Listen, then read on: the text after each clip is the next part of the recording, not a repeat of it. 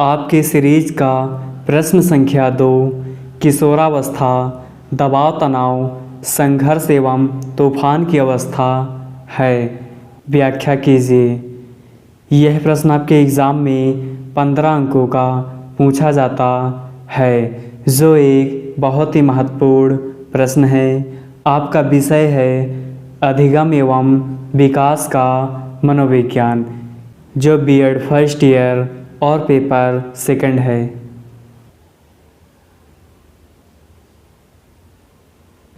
किशोरावस्था दबाव तनाव संघर्ष एवं तूफान की अवस्था है। किशोरावस्था 12 से 18 वर्ष की अवस्था है। किशोरावस्था एक संघर्ष एवं तूफान का समय होता है, जिसमें बालक की कल्पनाएं ही नहीं बल्कि संवेग, मनोभावनाएं और अभिरुचियां अस्पष्ट सी रहती हैं। कहने का तात्पर्य ये है, इस अवस्था के बालक जो कल्पनाएं करते हैं और जो संवेग प्रकट होता है और जो उनका मनोभाव यानी मन के विचार और जो उनकी रुचियां होती है वह उनकी क्लियर नहीं होती, अर्थात अस्पष्ट सी रहती हैं। यानी बालक खुद ही नहीं जान पाता कि मैंने जो कल्पनाएं की है और जो मेरे विचार हैं और जो मेरी रुचियां हैं ये सही हैं या गलत हैं। इन सभी के बारे में बालक का ज्ञान अस्पष्ट रहता है।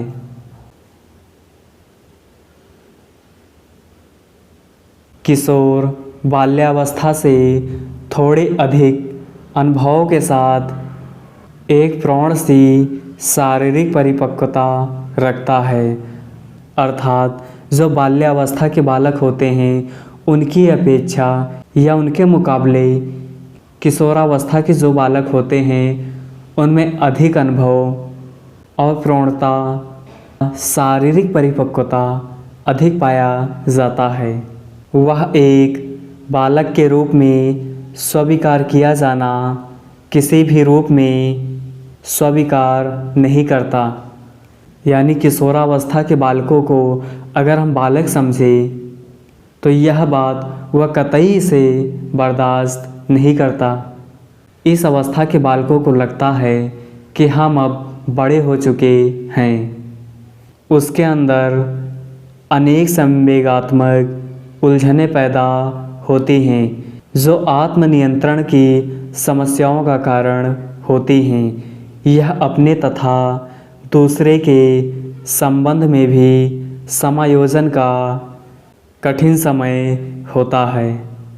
यानी इस अवस्था के बालक आत्मनियंत्रित अपने आत्म पर नियंत्रण नहीं कर पाते और बड़ों की भांति वह समायोजन करने में उन्हें कठिनाई होती है। निश्चित रूप से किशोरावस्था जीवन का अनिश्चित, तनावपूर्ण तथा संघर्ष का काल होता है, क्योंकि इसमें व्यक्ति के शारीरिक, मानसिक, भावनात्मक संवेगों आदि का तीव्र गति से विकास होता है। यह लाइन बहुत ही इम्पोर्टेंट है, क्योंकि इस लाइन में यह स्पष्ट होता है कि शैशवावस्था तनाव, संघर्ष एवं तूफान का काल क्यों है, क्योंकि इसमें व्यक्ति के शारीरिक, मानसिक, भावनात्मक संवेगों आदि का तीव्र गति से विकास होता है। इसलिए इस अवस्था को दबाव तनाव संघर्ष एवं तूफान की अवस्था कहते हैं। साथ ही बालक को अपने भविष्य को निश्चित करने की उलझनें भी होती हैं। इस अवस्था के जो बालक होते हैं वे अपने भविष्य के बारे में सोचने लगते हैं। यह एक व्यापक परिवर्तन का काल होता है। यानी यह एक ऐसा महत्वपूर्ण काल है जिसमें हम परिवर्तन कर सकते हैं। यानी हम इस अवस्था से यह डिसाइड कर सकते हैं कि हमें किस रास्ते पर चलना है। कुछ बालक इस अवस्था से अच्छे रास्ते पर चलते हैं, कुछ बालक इस अवस्था से बुरे रास्ते को भी अपना लेते हैं। इसलिए इसे व्यापक परिवर्तन का काल भी कहते हैं। इसका स्पष्टीकरण किशोरावस्था में होने वाले निम्न परिवर्तनों यानी विशेषताओं के आधार पर स्पष्ट किया जा सकता है।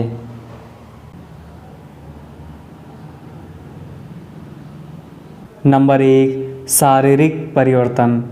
किशोरावस्था में अनेक प्रकार शारीरिक परिवर्तन होते हैं। इस समय शारीरिक दृष्टि से यौन आरंभ के लक्षण प्रकट होते हैं। बालिकाएं स्त्रीत्व को तथा बालक पुरुषत्व को प्राप्त करते हैं। शारीरिक दृष्टि से बालक और बालिकाओं में परिपक्वता आ जाती है और ठंडे देशों की अपेक्षा गर्म देशों में किशोरावस्था जल्दी शुरू हो जाती है और किशोरावस्था का काल बालक की अपेक्षा स्त्रियों में यानी बालिकाओं में 2 वर्ष पहले से ही शुरू हो जाता है। यानी बालिकाएं 2 वर्ष पहले ही पुरुषों की अपेक्षा अधिक परिपक्व हो जाती हैं। नंबर 2, मानसिक विकास। किशोरावस्था में शारीरिक विकास के साथ साथ मानसिक योग्यताओं में भी वृद्धि होती है। विशेष रूप से इनमें ये मानसिक गुण पाए जाते हैं जैसे कल्पना, स्मृति, दीवा स्वप्न की अधिकता, तर्क, निर्णय शक्ति में वृद्धि तथा विरोधी दशाएं आदि योग्यताओं में इस अवस्था के दौरान वृद्धि होती है।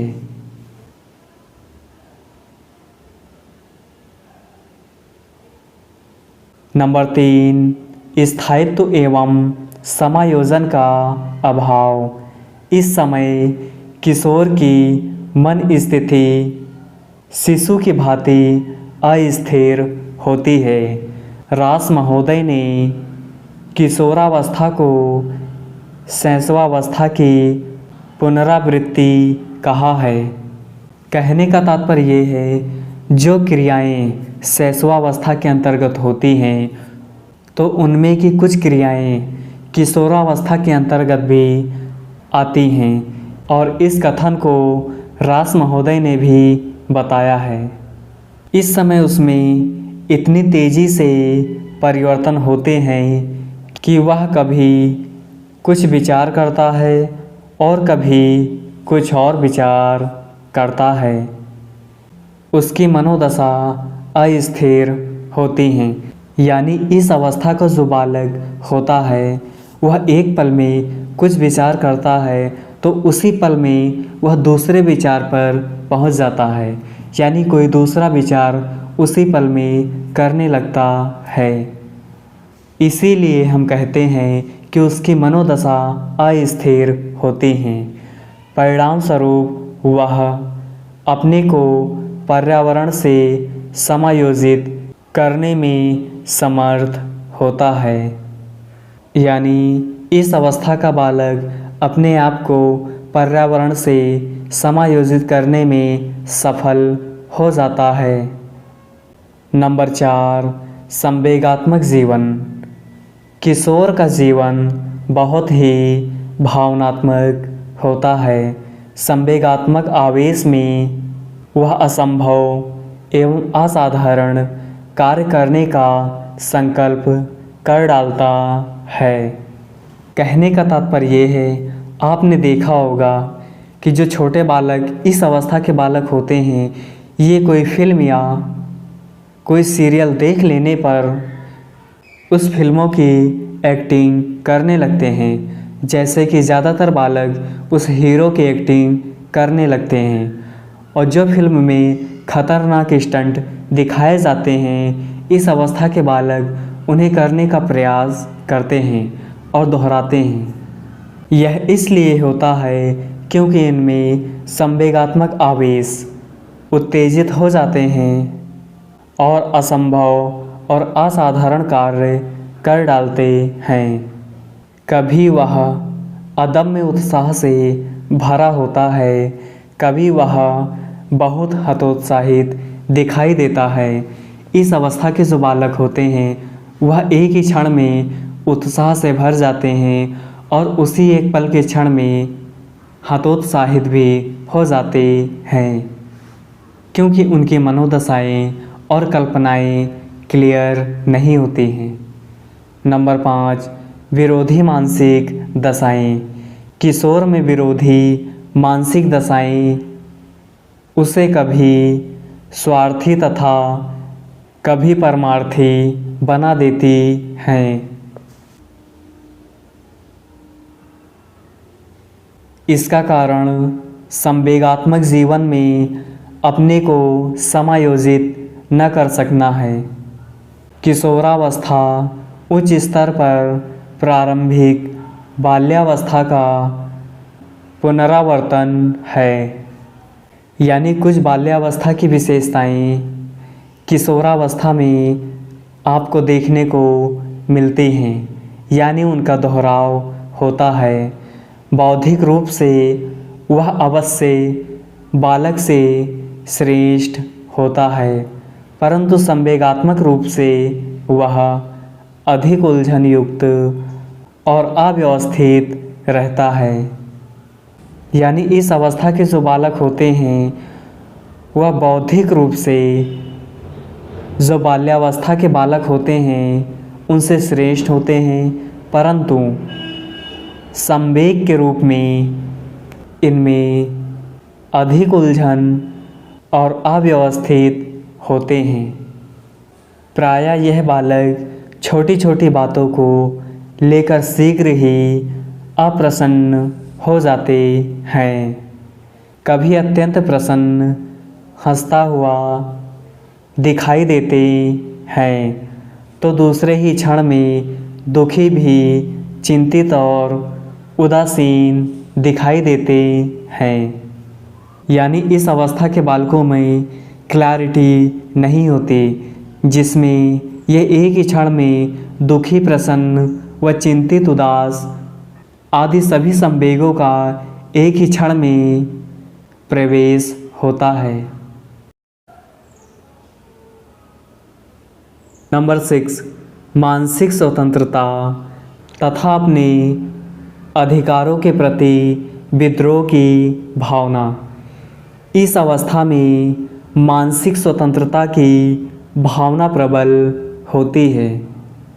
किशोर बड़े के आदर्शों, विभिन्न परंपराओं, रीति रिवाजों पर, अंधविश्वासों के बंधन में नहीं रहना चाहते हैं। क्या है, यह उसे संतुष्ट नहीं करता, बल्कि कैसे है और क्यों है, इनकी संतुष्टि वह करना चाहता है। यानी इस अवस्था के बालक यह नहीं पूछते कि यह क्या है, बल्कि यह जानने का प्रयास करते हैं कि यह ऐसे क्यों है। इस समय उसमें बिना तर्क किए किसी भी बात को न स्वीकार करने की प्रवृत्ति दिखाई देती है। यानी इस अवस्था के जो बालक होते हैं यह तर्क पर विश्वास करने लगते हैं। यह किसी बात के लिए साक्ष्य यानी तर्क मांगने लगते हैं। यानी इस अवस्था में तर्क की प्रवृत्ति दिखाई देना शुरू हो जाती है।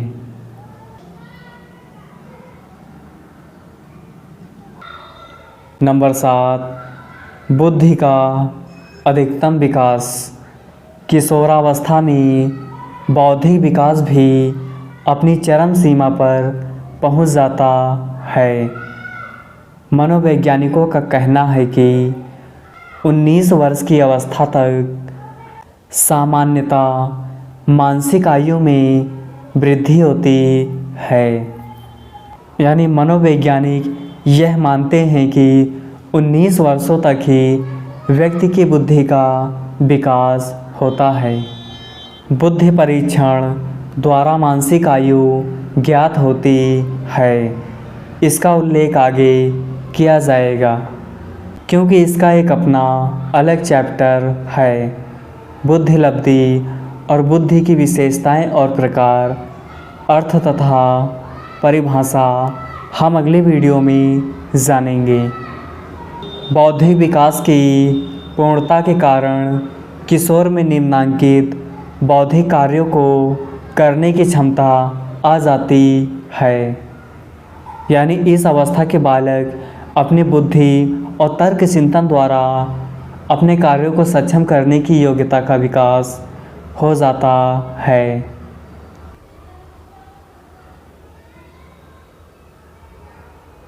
नंबर 1, संप्रत्तियों के आधार पर अमूर्त चिंतन की क्षमता।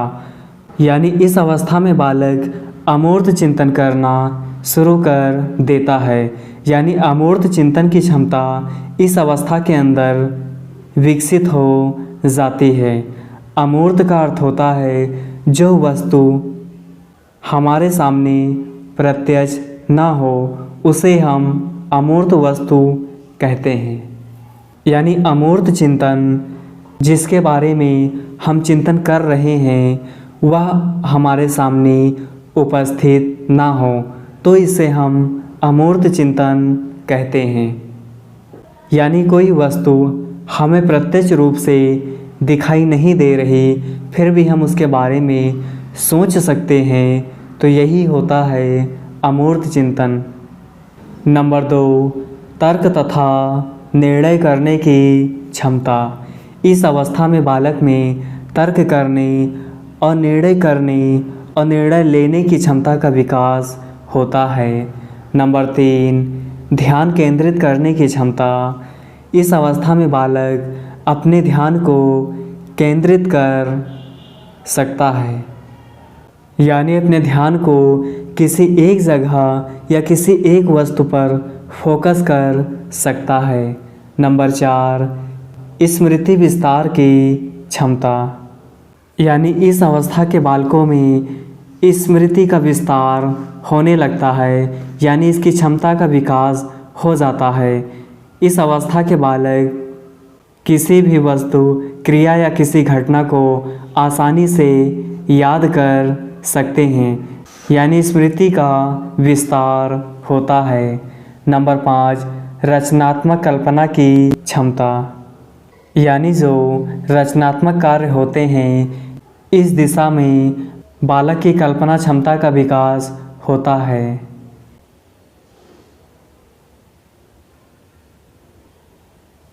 नंबर 8, रुचियों में परिवर्तन। किशोरावस्था में शारीरिक एवं मानसिक परिवर्तन के साथ उसकी रुचियों में भी निरंतर परिवर्तन होता है। किशोर और किशोरियों की रुचियों में समानता भी होती है। यानी जो बालक और बालिकाएं होती हैं इनमें इन दोनों की कुछ रुचियां समान भी होती हैं तथा विभिन्नता भी पाई जाती है। दोनों पत्र पत्रिकाएं, कहानियां, नाटक और उपन्यास पढ़ना, संगीत, कला, अभिनय में भाग लेना, सिनेमा देखना, रेडियो सुनना, अपने शरीर की सुंदरता बनाने का प्रयत्न करना आदि प्रवृत्तियाँ देखी जा सकती हैं। यह सारी प्रवृत्ति इन किशोरावस्था के बालक ही अधिक करते हैं। जैसे इस अवस्था की बालिकाएं अपने हाथों में मेहंदी अधिक बनाती हैं। उन्हें मेहंदी बनाने का, अपने हाथों में लगाने का बहुत ही शौक़ होता है। और यदि आपको विकास की इन अवस्थाओं के बारे में जानना है तो आपको अपने जीवन में जाना होगा। जैसे किशोरावस्था 12 से 18 वर्ष की अवस्था है तो आप ये सोचिए कि कि जब आप 12 से 18 वर्ष के बीच में थे तब आप क्या करते थे, आपकी क्रिया, आपकी हरकतें किस तरह की थी।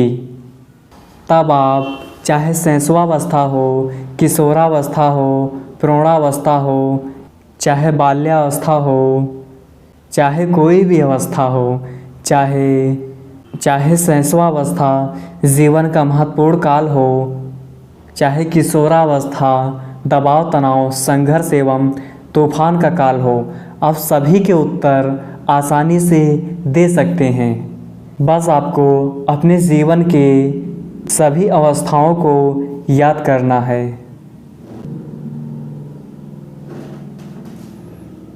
किशोरों के खेल कूद, व्यायाम, दौड़ धूप करना, साहस के कार्य करना आदि विशेष रुचि होती है और किशोरियों यानी बालिकाओं में इस अवस्था के अंतर्गत कढ़ाई बुनाई, डांस और संगीत तथा शरीर को वस्त्राभूषणों से अलंकृत करने में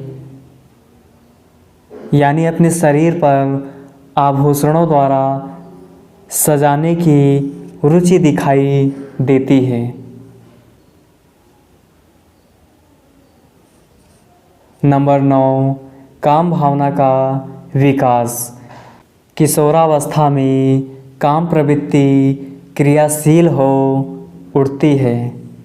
मनोवैज्ञानिक रॉस ने स्लाटर के इस कथन का समर्थन किया है कि काम समस्त जीवन का नहीं तो किशोरावस्था का अवश्य ही मूल तथ्य है। एक विशाल नदी के अति प्रवाह के समान यह जीवन की भूमि के बड़े भागों को सींचता है एवं उपजाऊ बनाता है।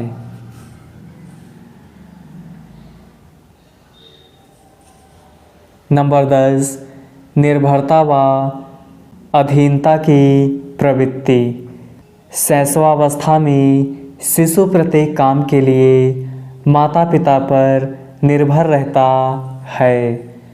इस समय किशोर में निर्भरता की प्रवृत्ति फिर से दिखाई देती है। यह निर्भरता आवश्यक नहीं है कि माता पिता के प्रति ही हो, बल्कि यह प्रवृत्ति उन वीरों के प्रति भी होती है जो वास्तविक जीवन में, साहित्य तथा इतिहास में पाए जाते हैं। नंबर 11, धार्मिक भावना का उदय। उपयुक्त वर्णित निर्भरता की प्रवृत्ति के फलस्वरूप धार्मिक चेतना का उदय होता है। किशोर ईश्वर के किसी न किसी रूप से संभावित होकर ईश्वर की सत्ता में विश्वास करने लगता है। यानी इस अवस्था के जो बालक होते हैं वह किसी न किसी प्रकार से ईश्वर में विश्वास करने लगते हैं। धार्मिक चेतना का प्रकाशन आत्मसंयम, आत्मनियंत्रण, कर्तव्य पालन तथा समाज सेवा के रूप में होता है। नंबर 12, सामाजिक सेवा की भावना।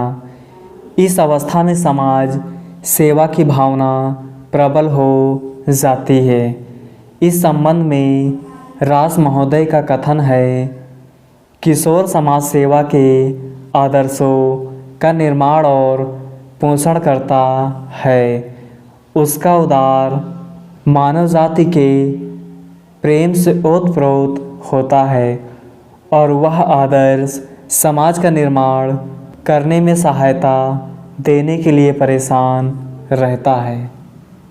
यानी इस अवस्था के जो बालक होते हैं वे समाज सेवा, आदर्शों और निर्माण, मानव जाति के प्रेम से प्रभावित होते हैं और वे समाज का निर्माण करने में अग्रसर होते हैं।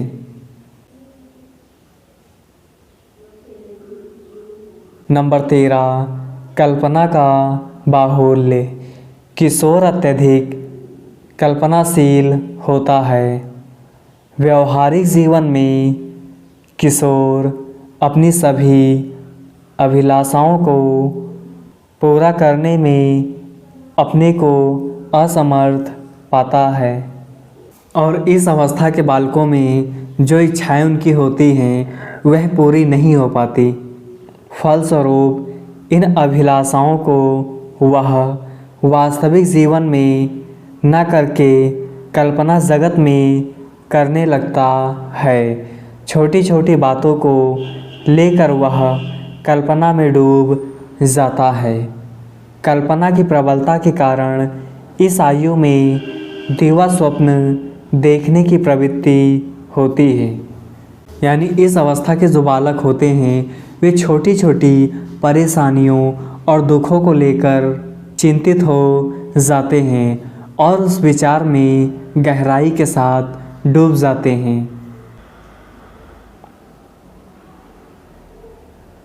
नंबर 14, परामर्श की भावना।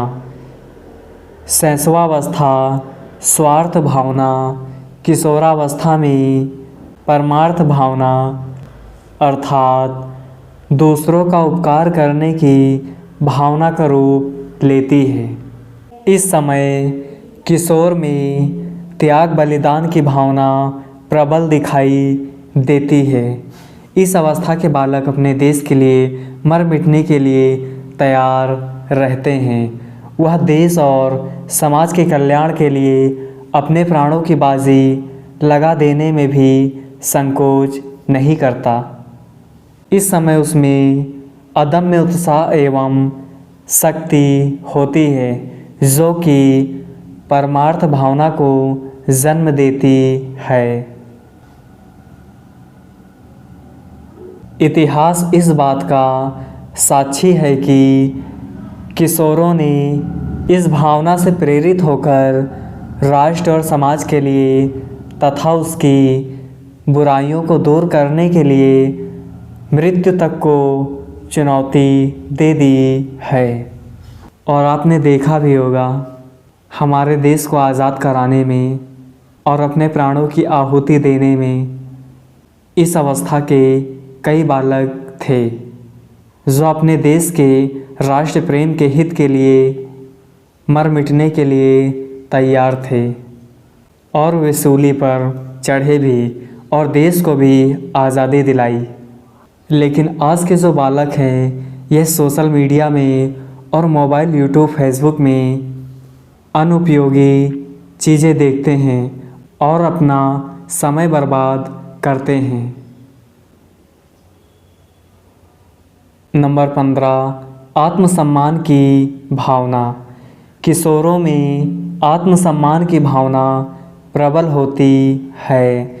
शीघ्र ही छोटी छोटी बातों से अपने को अपमानित एवं तिरस्कृत समझने लगते हैं।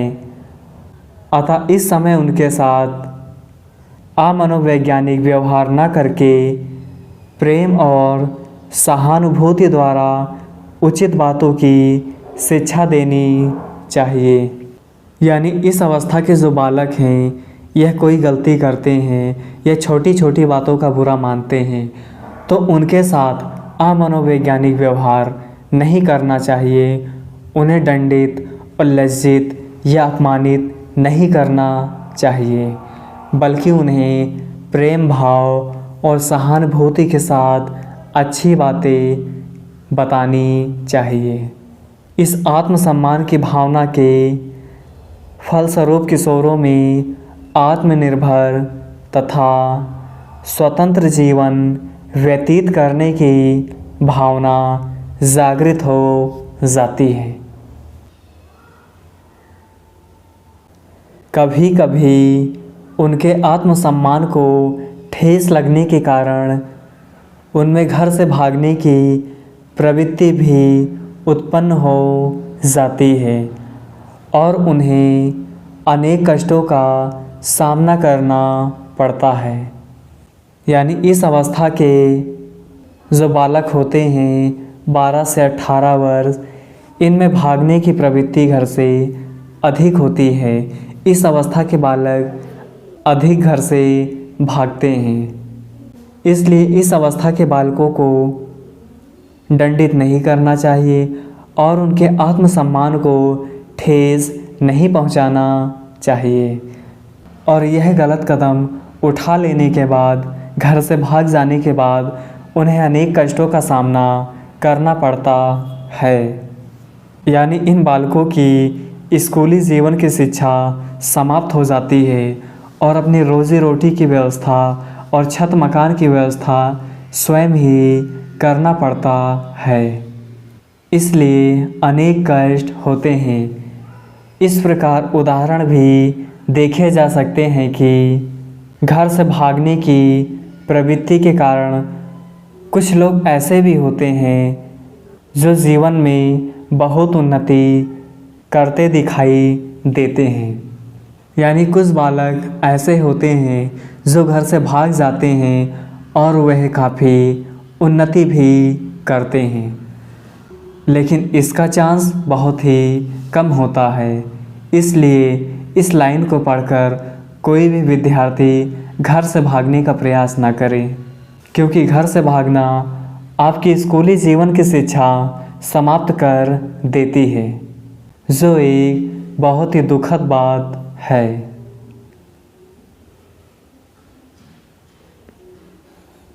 नंबर 16, अपराध प्रवृत्ति का विकास। इस अवस्था में इच्छा पूर्ति में बाधा, निराशा और असफलता मिलने के कारण अपराध प्रवृत्ति का विकास होता है। यानी इस अवस्था के जो बालक होते हैं उनकी इच्छाओं की पूर्ति न होने पर और उनमें निराशा आने पर और असफलता का मुंह देखने पर वे अपराधी प्रवृत्ति के हो जाते हैं।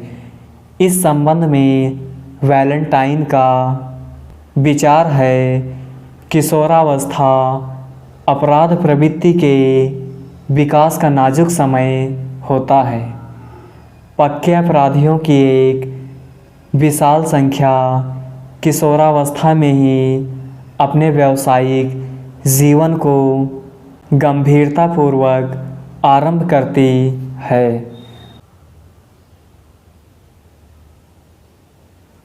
नंबर 17, समूह प्रवृत्ति का विकास। किशोर बालक बालिकाएं अपने साथियों एवं मित्रों के साथ रहना अधिक पसंद करते हैं।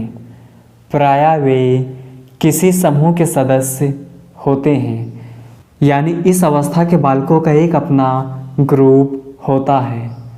अपने समूह को परिवार एवं विद्यालय से अधिक महत्व देते हैं।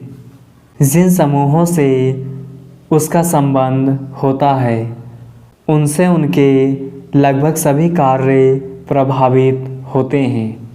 यानी बालक जो कुछ भी करता है, जैसे भी क्रियाएं अपने पूरे दिनचर्या के अंतर्गत करता है, वह सभी अपडेट अपने समूह के दोस्तों को देता है। समूह के अनुसार वह भाषा, नैतिक मूल्यों, वस्त्र पहनने की आदतों और भोजन करने की विधियों को अपनाते हैं। यानी यह सभी क्रियाएं बालक अपने उस ग्रुप यानी समूह से सीखता है, यानी अपनी संगत से सीखता है। इसलिए इस अवस्था में बालक का संगत यानी बालक का ग्रुप जैसा होगा, उस ग्रुप में जिस प्रकार के लोग बालक उनके साथी होंगे, तो वह भी बालक उसी प्रवृत्ति का होगा और उसी क्रियाकलापों और गुणों को अपने जीवन में उतारेगा और सीखेगा। इसलिए इस अवस्था में अच्छी संगत का होना आवश्यक होता है। समूह में किशोर की एक विशिष्ट स्थिति और कार्य उनके भावी जीवन को निर्धारित करने में योग्य देते हैं। उपयुक्त विवेचन के उपरांत हम इस निष्कर्ष पर पहुँचते हैं कि किशोरावस्था में बालक में अनेक नवीन विशेषताएं दिखाई देती हैं। इस संबंध में स्टैनले हॉल का कथन है, किशोरावस्था एक नया जन्म है क्योंकि इसी में उच्चतर और श्रेष्ठतर मानव विशेषताओं के दर्शन होते हैं। इसलिए इस अवस्था को दबाव, तनाव, संघर्ष एवं तूफान की अवस्था के नाम से जाना जाता है।